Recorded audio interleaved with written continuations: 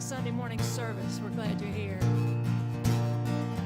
You are welcome here, just the way you are. You are wanted here, so open up your heart. Lay all your fears and all your doubts aside.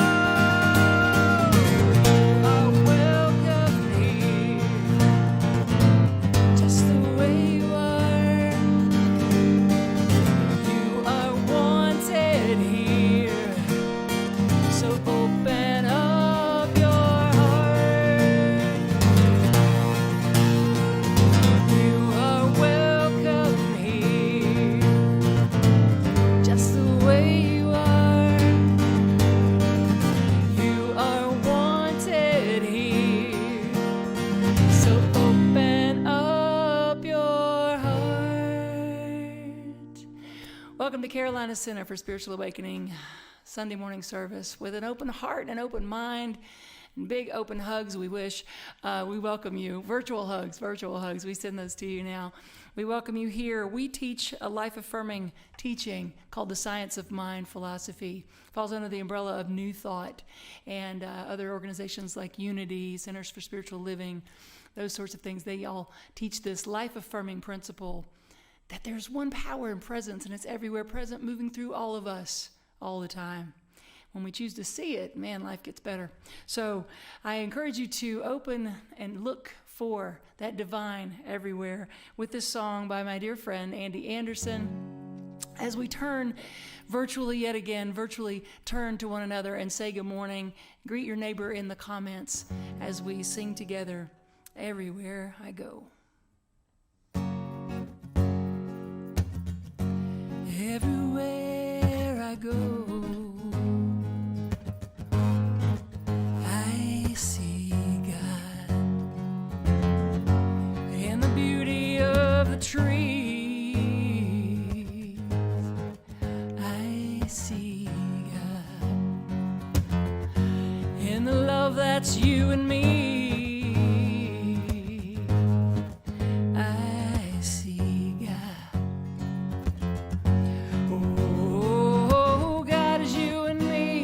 So beautiful to see. I'm living in the moment, it's all there is. I'm alive, awake, and aware. There's good flowing everywhere.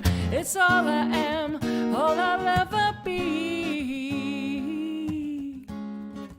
I see God. So everywhere you go, just see everything you do. Just see God in the beauty that is you. Just see God. Oh, God is you and me, so beautiful to see. I'm living in the moment, it's all there is. There's good flowing everywhere. That's all I am, all I'll ever be. So I see God everywhere I go. I see God in my mind's eye as I picture all of you. I see the faces. I see God. Everything you do, just see God. Yeah. So it's my pleasure to welcome one of our members of our prayer team, Maitri Meyer, to share a reading with you this morning.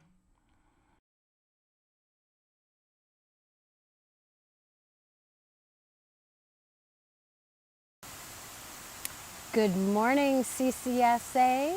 This is Maitri, one of your prayer team members, coming to you live from one of my sacred places. Hopefully you can see the beautiful waterfall behind me and maybe even hear it. I'm going to read to you from a book that I'm currently reading called Yoga and the Quest for the True Self by Stephen Cope. This is the ashram that I lived in back in 1994. Wow, long time ago. Okay, so this is Stephen Cope reflecting. We build these great mansions, these big self-images, trying so hard to create solidity, continuity, even immortality. But every single force of nature conspires to tear them down. I remember something that Bapuji had once said. That's our guru's guru. Oh, my dear students, he commented, you build such big mansions of the self. But it's fine, really, because when you clean them out of all your many belongings, you're going to find They're just great big spaces in which God can live. Oh, I love that. And then another similar passage. Human beings are afflicted, but yoga asks us to look underneath our erroneous beliefs to find the real source of suffering.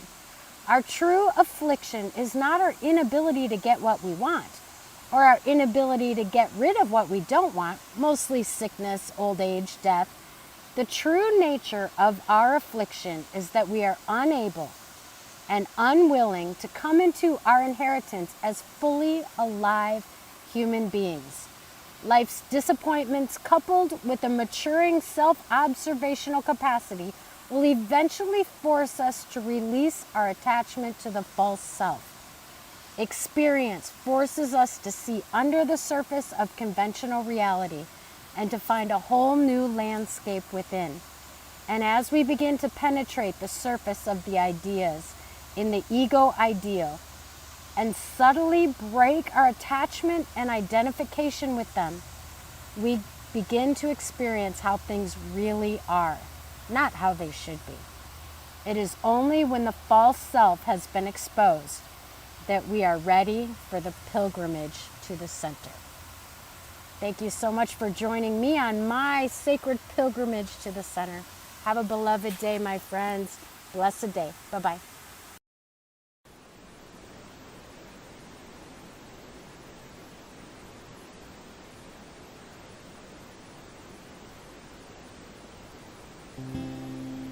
You are the face of God. I hold you in my heart. You are a part of me. You are the face of God. You are the face of God. I hold you in my heart. You are a part of me. You are the face of God. You are the face of God. I hold you in my heart. You are a part of me. You are the face of God.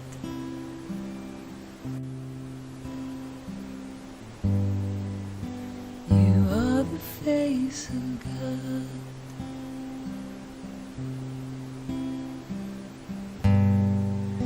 You are the face of God.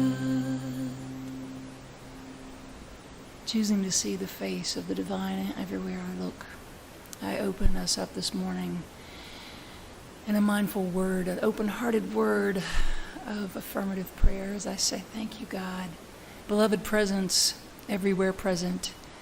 Thank you for moving through, living through me. For connecting me to all that is. I am so grateful to this one power and presence that connects us all inseparably. We are connected to each other and to our good, to our God. So this divine presence, this source energy, this unified field, this good that is God by the many names, is one power, one presence. And as I align with it in this moment through my conscious awareness of it, I speak this word, claiming for each of us today an open heart, an open mind, and a willingness to grow our soul, a willingness to learn, a willingness to share, a willingness to see and be seen, a willingness to expand our consciousness and our awareness of the power and presence within us. So I say thank you, God, for Reverend David Alt. Thank you, God, for this beautiful teacher, beautiful soul, beautiful friend coming to us this morning. I know that the words moving through him are divinely blessed and ordained and here for us today. And so I just say thank you, thank you, thank you. I open and allow the blessing of this day to be one, to receive one, and so it goes, and so I let it be, and so it is. So it is. And so I'm going to tell you about my friend David Alt in just a moment, but I want to tell you a story about before I met him. I was in my center where I was the music director, was then the Center for Positive Living, and I later became the minister of that beautiful center. But I was the brand new music director, and I had a concert series that I was determined to put on, and people asked if they could help, and I said, no, that's okay, because that way I could stay stuck in the loop of nobody cares, I'm all alone. This was a long time ago. I've learned to ask for help and allow it. But anyway, I was feeling sorry for myself as I was setting up the room by myself, and then all of a sudden I got triggered and things started to cascade. You know the feeling. And then the next thing you know, I'm like, I don't matter, I'm not important, nobody cares. I'm just going to eat some worms, you know, that whole thing. And so I went over and I hit play on the CD player. I had not stacked the CD player. They were not my CDs. I didn't know what was in there, but I thought anything's better than what's in my head. So I hit play, and it was on shuffle. The next thing you know, this beautiful song by Libby, it's on the screen. Libby, it'll come up in a second. Anyway, this beautiful song by this woman named Libby comes on, but it's David Alt singing it, singing straight to my heart, straight to my soul. And it affected me so much that day, and I'm so grateful. And from then on, I wanted to know this man, and then we later became friends. But that day has forever stuck out in my mind, and so has this song. All right. So for all of us, for any of those moments when we've forgotten that everything is sacred, and so are we, this is for you. How could anyone ever tell you you were anything less than beautiful? How could anyone ever tell you you were less than whole? How could anyone fail to notice that your loving is a miracle? How deeply you're connected to my soul. How could anyone ever tell you you were anything less than beautiful? How could anyone ever tell you you were less than whole? How could anyone fail to notice that your loving is a miracle? How deeply you're connected to my soul. How could anyone ever tell you you were anything less than beautiful? How could anyone ever tell you you were less than whole? How could anyone fail to notice that your loving is a miracle? How deeply you're connected to my soul. How deeply you're connected to my soul.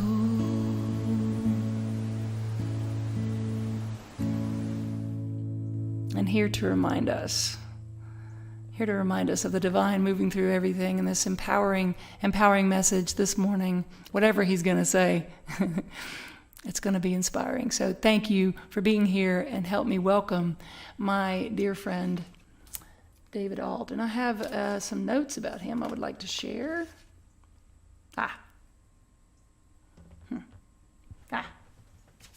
There they are. David and I have been friends for almost 20 years. So I could tell you lots of crazy stories about cutting up behind the curtain at Asilomar, or a multitude of other things. Or I could tell you how he blessed our community at Carolina Center for Spiritual Awakening last November. But let me just read you a few things officially about the Reverend David Alt. For over 30 years, David Alt has been a prophetic voice in the human potential movement as an unwavering crusader for mindfulness, global literacy, and social justice. Whether through teaching, evolutionary coaching, and keynote presentations, David's singular intention has always been in bridging our collective forgetfulness into a great collective reawakening. Yes, please. As an award-winning author, leadership coach, and global education advocate, he loves leading through example and abides by the motto that people would rather see a lesson than hear one.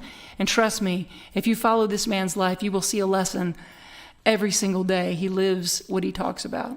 David is the founder of the Kaleidoscope Child Foundation, whose mission is to advance vulnerable children and communities worldwide with sustainable education, life skills, and fresh water.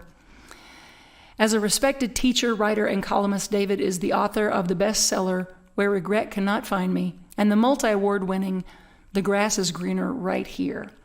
Reverend David resides in Atlanta, Georgia, just down the road. Please help me welcome my dear friend, Reverend David Alt.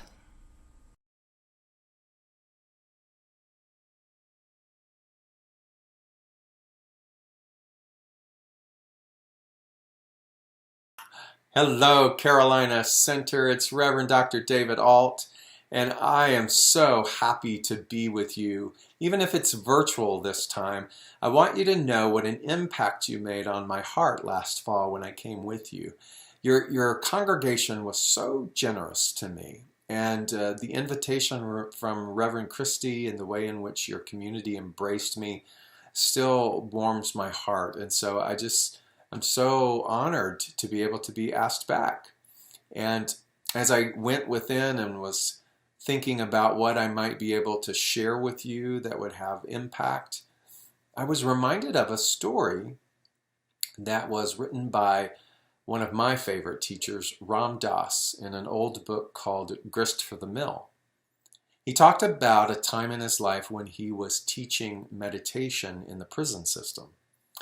And he said something just beyond profound would happen when he would go and be with those who were on death row. He said, I want you to imagine the state of mind of someone who's on death row. And he said, these people were free in a way that pretty much everybody else that he worked with wasn't. They had been so pushed into a corner that they, as he wrote, dropped all of their melodrama. They surrendered. They surrendered into the worry or the fixation of the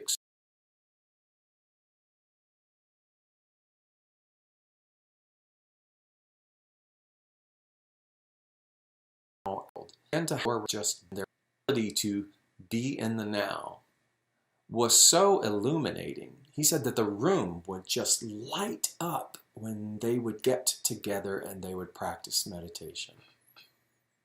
One of the points that he was making in that story was of the value of being pushed into a corner. I know, right? He was saying that it often takes something like that in the human experience. And usually it's not necessarily one thing, but it's a collection of things. It could even be a lifetime of things that metaphorically push us into a corner where we suddenly surrender and we drop our melodrama. We drop our identity and the need for the identity. And we find ourselves in such a state of grace. He said those moments of meditation changed him. He felt honored to be able to be in the presence of such wise beings. And then he followed up the story by saying it was a completely different experience when he would go into other cell blocks, when he would go into the areas of the lifers, let's say, because they didn't have that experience. They weren't quite yet pushed into that corner. There was still evidence of story and attachment. And so they didn't take the meditation practice seriously, and he felt that his time there was of little value. And I remember reading that. I remember reading that story and thinking about being pushed into a corner, about dropping a melodrama, about surrendering identity and the power of that. Because often in our spiritual world, we talk about being in the now. We talk about God is all that there is. And yet, oftentimes what clouds that, or what veils that, or as the Hindus would call the Maya of our existence, the many layered veils of forgetfulness, is that we become seduced by this need for attachment. So we become attached to identity. We become attached to story. We all have those, myself included.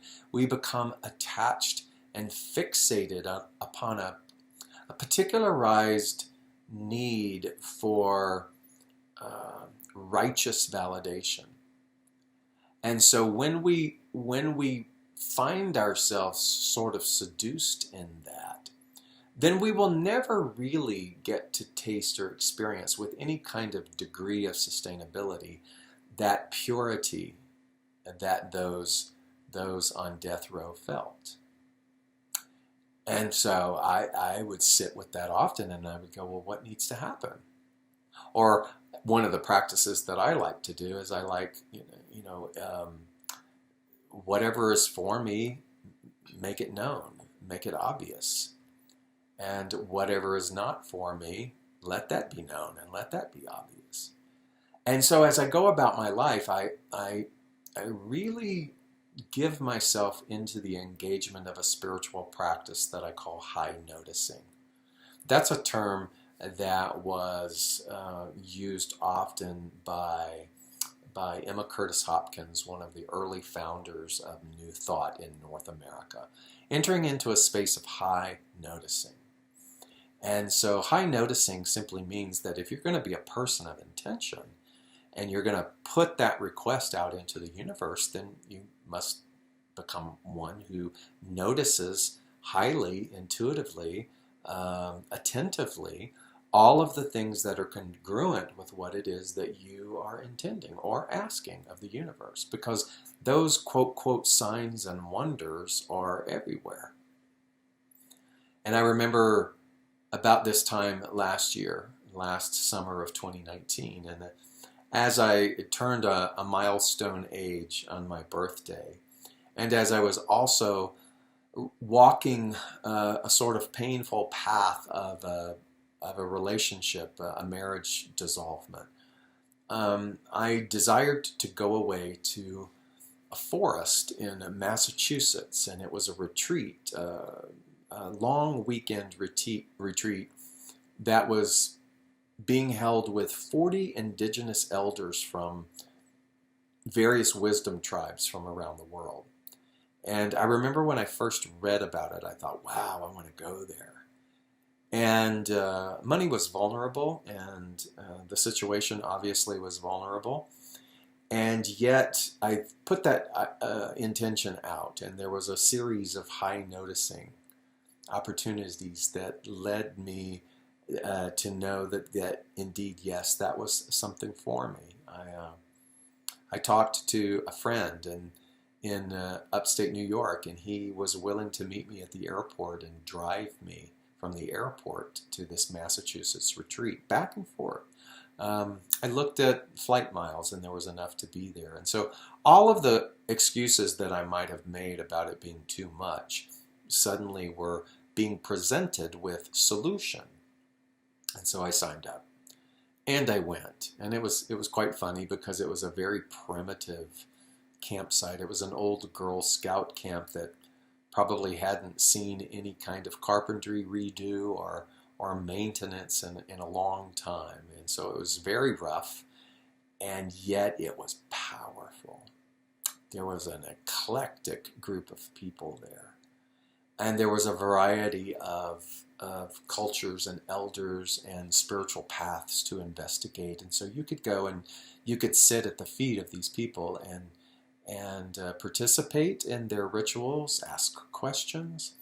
And so for some reason I was drawn to some Haitian voodoo priests.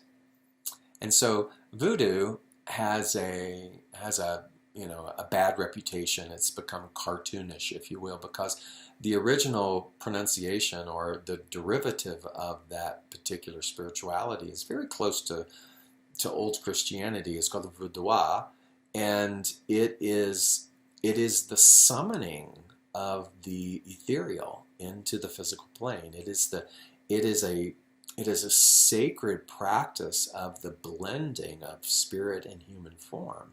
And so to be someone of the lineage of this practice meant that you had gifts. Those gifts seemed to run through family lines. And so if you were gifted with the talent and the sacred practice of what they would call possession, but the ability to channel and be the bridge of God in human form, they would talk about the fact that there's no way to escape that.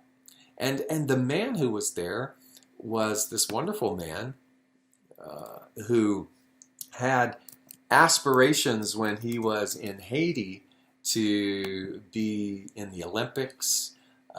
He wanted to come to America and study.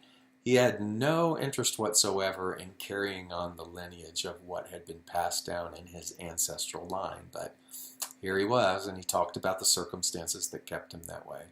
And so I was fascinated to learn some of not only the history, but the methodology behind this Haitian ancient practice. And I remember asking a couple of questions and sort of just being in that place. I was still vulnerable, fragile. I would kept to myself, and I would walk through the forest of that campground area of over 400 acres. And I would turn a corner, and there the priest would be. And I would acknowledge, and he recognized me from coming to their meeting, and he acknowledged me. I would go to the mess hall, and I would sit down by myself, and I would eat my meal, and he would come and he would sit next to me. And the next day, I discovered that there were several lakes on the property, and I went down to one, and I went to one of the sweat lodge ceremonies and turned the corner, and there he was again. And it was weird. It was odd. I was like, oh my God, what's going on? High noticing. And I just finally looked at him and I said, do you have a message for me? And he said, yes. And the message was, forgive all debt. Forgive all debt. And he sort of pointed at my heart like this, and he said, what's that all about? And it was before a major heart surgery that I had in December of last year. So it was a couple of months leading up to that. So I explained what was going on and some disappointments in surgery cancellation. And I shared a little bit about my personal situation, and he just said, forgive all debt. He said, if you forgive all debt, then all of what is available from Spirit can finally come and can give you what it is that you desire to have. But you must first take the action. It was as if he was saying, you must first allow yourself to be pushed into that corner where everything that you've built in your mind, every story that you have collected, all the data that you are stringing together about you being right and someone else being wrong, or about whatever it is. He said, until you get into that place, in other words, forgive all debt. Forgive the debt of self-incrimination. Forgive the debt of holding yourself in bondage for not being worthy. All of the things, all of the story, until you forgive all debt, not just monetarily, but emotionally, psychologically, physically, till you forgive all of those things, then the freedom that you and I say that we want will still be evaded from us. Not because freedom isn't there.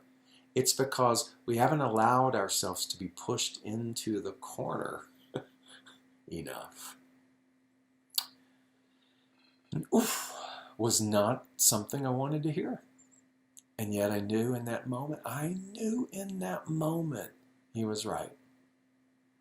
Forgive all debt. And I began to prepare myself for that. I began to purposefully, prayerfully surrender to be pushed into the corner so that anything that stood in the way, anything that veiled my heart,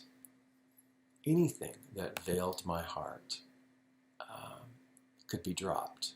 The melodrama of human existence could be dropped because, having been on the planet for so many years, at some point you have to come face to face with the sincerity of your prayer. You have to become face to face with the integrity of the intention of our request. Do we really want it?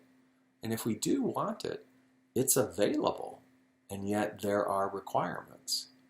And those requirements are not to go and get to something. Those requirements are not to be anything other than who you are. Those requirements involve a lot of unlearning, a lot of letting go. And please don't confuse letting go with weakness. And please don't confuse letting go with giving up. There's nothing more powerful, more representational of strength than to allow yourself to choose being right, to choose being happy over being right. And so I got it. I got it. And I knew that that's why I was supposed to go to that retreat. I knew that that's why things had aligned up for me to go, because I needed to hear those 3 words, forgive all debt. And so I think about being pushed into the corner, about dropping all melodrama, those 3 words, dropping all melodrama, forgive all debt. And then I sort of round that out with one of the greatest remembrances of my first teacher, my first spiritual teacher, which was Louise Hay. Maybe you know, maybe you don't know, but I started in all of this in the mid-'80s with a woman named Louise Hay. If you're not familiar with Louise, she was one of the great spiritual icons in taking the philosophy of mental science practices and introducing it pretty much to the world through publishing and through mental equivalent practices. Her first book, You Can Heal Your Life, has been published in so many languages and one of the great spiritual classics of all time. She didn't set out to be that way. Her entry point into all of that was compassion. She was willing, when she was in Los Angeles in her late 50s and got a frantic phone call from a young man diagnosed with AIDS. She was willing to open up her apartment and to let him come and to cry and to say what he needed to say and to provide comfort for him without stigma. And then she said, come back whenever you want to. And then he came back with friends. And then they came back with friends. And then before you know it, something called the Hayride was birthed. And that was a regular Wednesday night meeting in West Hollywood, California for people who were challenged by the experience of AIDS and for those who loved them. And it was the first of its kind. And it was at a time when the world screamed fear and stigma. And it was one of the few places, one of the few pockets of quiet on the planet where individuals who were being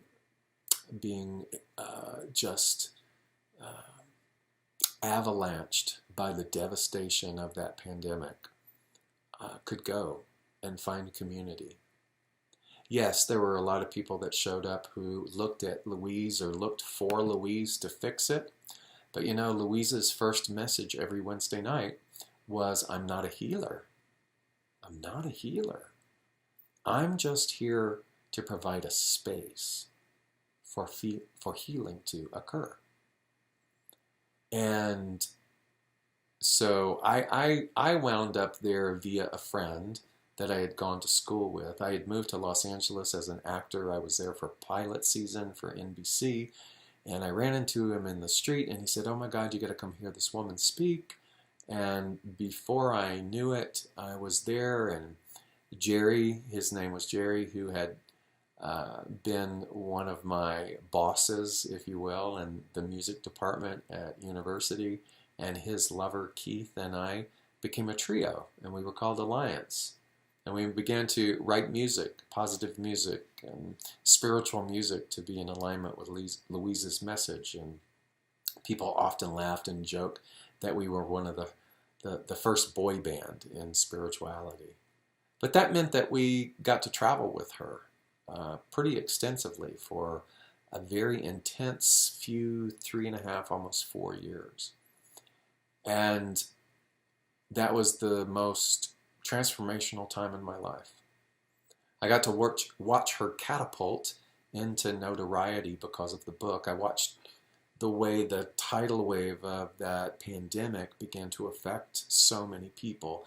I saw people come from all over the world to attend to those Wednesday night meetings. When I first started to go to help Jerry run sound for her, there was maybe 100 mostly gay men from West Hollywood, California. Towards the latter part of when she was doing it, there were well over 800 clamoring to get in from Europe and Canada and all over, seeking support and help. Parents, friends, people desperate, those who were affected by it. And it was a bizarre time, and it was an intense time. And yet here I was with this woman, with so much being tossed at her. And we would be in the van, and we would be going to an event, and we, the group Alliance, we would open for her. And I was still an actor then, and very much absorbed in my acting career. And it was the time before cell phones, and you had to call your agent, and I would go on these auditions. And so that meant if I was on the road with Alliance and Louise, I would have to ask the van driver, "Ooh, could you pull over so I can call my agent? Ooh, could you pull over so I can call my agent?" And they lovingly, patiently put up with my annoyance of that. But I was up for something really big, and it didn't get it. It went to the other person. There was 2 of us left. Major TV show. And I just was devastated. And I came and I stormed on back to the van, and I sat down next to Louise, which is usually my spot. And I started off on this naive, immature diatribe of, I should have been born in a different family. If I had had this, my circumstances would be different. And on I complained. And she let me get it out. And then she stopped me. And granted, this was not the first time that I had whined about not getting an audition. And she finally said, "Honey," oh my God, I can hear her voice. "Honey, don't you understand that you have to honor the entirety of your journey? You have to understand that you have to honor the entirety of your journey. Because it is the entirety of your journey that got you to where you are. It is the entirety of your journey that has put the air in your lungs. You have to learn to bless it all, because without any of that, you wouldn't be here." And she often said things like that to me about don't regret, don't look back and want to change something. Honor the entirety of your journey. And I think of that. Honor the entirety of your journey. Forgive all debt. Drop our melodrama. And it's all right there, isn't it? Come what may. No matter what this human curriculum puts at us, it puts it at us. It offers it to us, to help push us into the corner so we can eventually drop it. It brings us those angels in human form to help us practice to forgive all debt.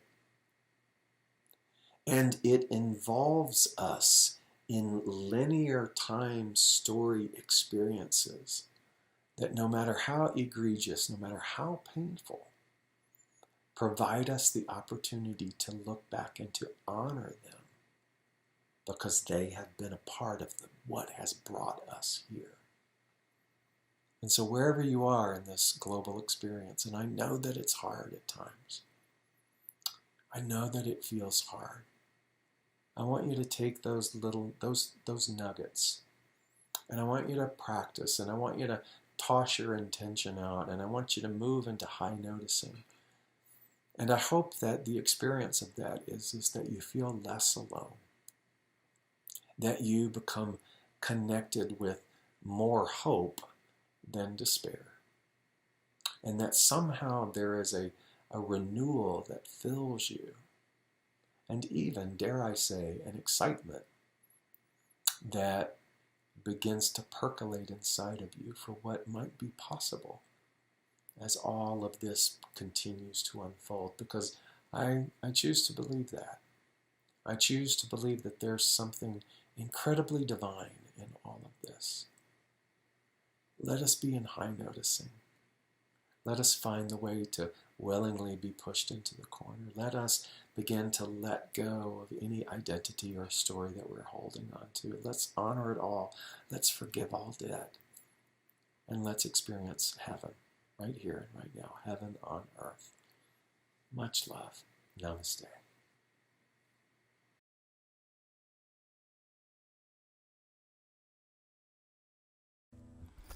Wow. Thank you so much, Reverend David Alt. We are so grateful for you joining us today. Thank you, thank you, thank you, thank you, my dear friend. So let's join together in saying hello to our kids. We just want to give a shout out to our kids and remind you of the affirmation we love to tell you in person, and that is that we see you, we hear you, we appreciate you, and we love you just the way that you are. So join us in our conscious giving affirmation as we move into a time of reciprocity, of giving back to where we are spiritually fed. Let's move into a time of affirming this together, our conscious giving affirmation. Divine love moving through me blesses and multiplies all that I have, all that I give, and all that I receive. Thank you, God, for the good in my life. All right.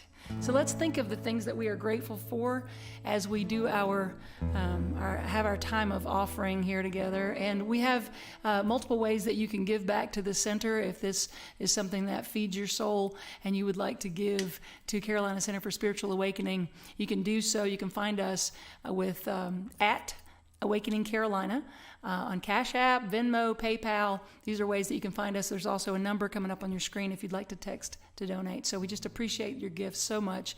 It supports this community in numerous ways. So thank you for your giving. And what we know is that as we give, we receive. So we open ourselves up in the giving to receive, and it just continues to be this dance of reciprocity.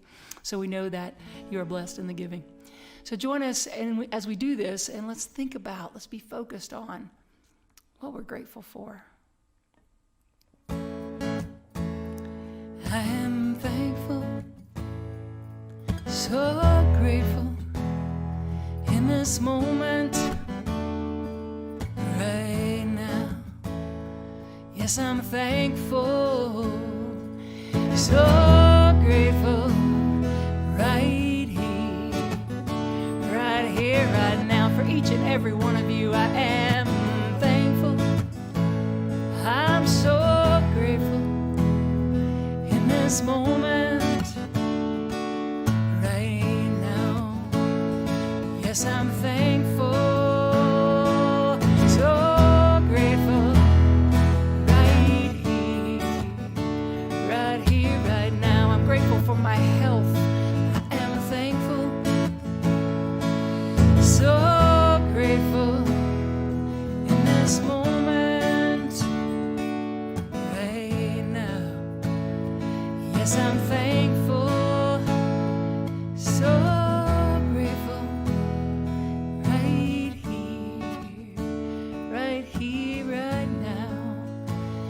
grateful for, thankful for, grateful for. So grateful, so thankful for so much. For my health, for my passion and purpose, for my life, for all the friends and family in it, for this community, for my wife, for our beautiful four-legged babies. So grateful. So take it into your heart and really feel the gratitude, that space of thanksgiving. I am thankful, so grateful in this moment right now. Yes, I'm thankful, so grateful right here, right now. So I just speak this word of gratitude, beloved God. I feel this presence moving through all of life, moving through this community. Even when we are not together physically, I feel the presence of the divine that moves through each and every member of this community. I feel you. I see you in my mind's eye, and I'm so grateful. So I speak a word of gratitude for everyone present today, everyone that will listen later, and everyone that's coming together in all the magical, wonderful ways to stay connected. I speak a word of gratitude for the tithes and offerings given today. And I know for each person that in the giving they also receive. So I speak a word of blessing, knowing that they receive and receive and receive, pressed down to overflowing, because you can't outgive God. So I say thank you, universe. Thank you, source. Thank you, Spirit. The one by many names. I just say thank you. Right here, right now. Yes, I'm thankful, so grateful, right here, right now. Thankful, thankful, thankful. We have announcements for you, ways that we are continuing to make a difference in the world and in our community and in our own lives, coming up on the announcement slide. So please check those out. Please email us if you have any questions. info@awakeningcarolina.org puts you right in touch with us. prayer@awakeningcarolina.org allows us to hold the truth, know the truth for you in affirmative prayer. So reach out, be connected. And as those announcements are coming up, let's just dance ourselves into this day. I sing my love, I dance my joy, I live my peace. Woo, yeah. I sing my love, I sing my love, I sing my love into the world. I sing my love, I sing my love, I sing my love into the world. I sing my love, sing my love, I sing my love into the world. I sing my love, I sing my love, I sing my love into the world.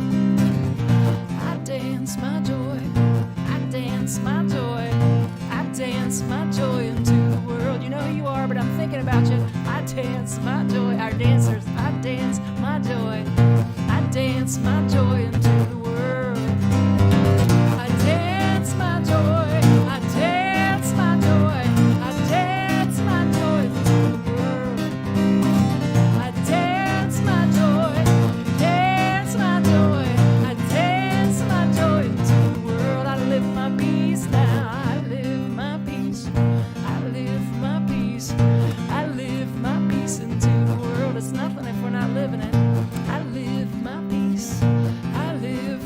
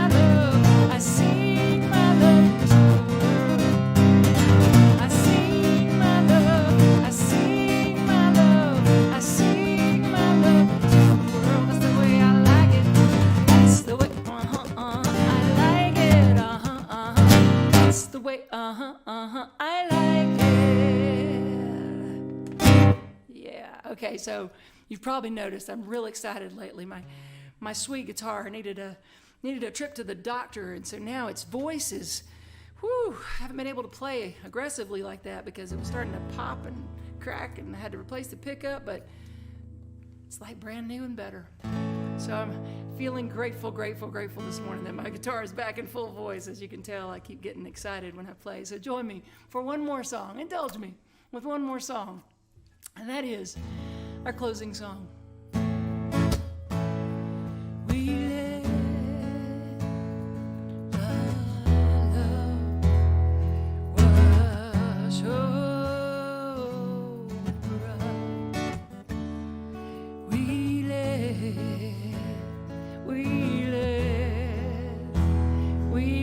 it be. We let the joy, let that joy. We let the joy wash over us. We let it be. We let the peace. We let peace wash over us. We let it be.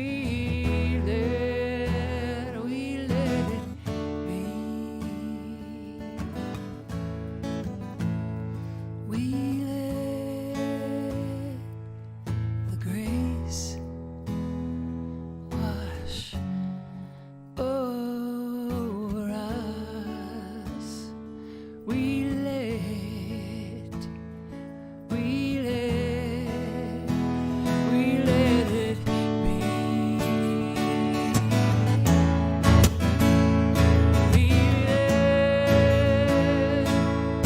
love wash over us. We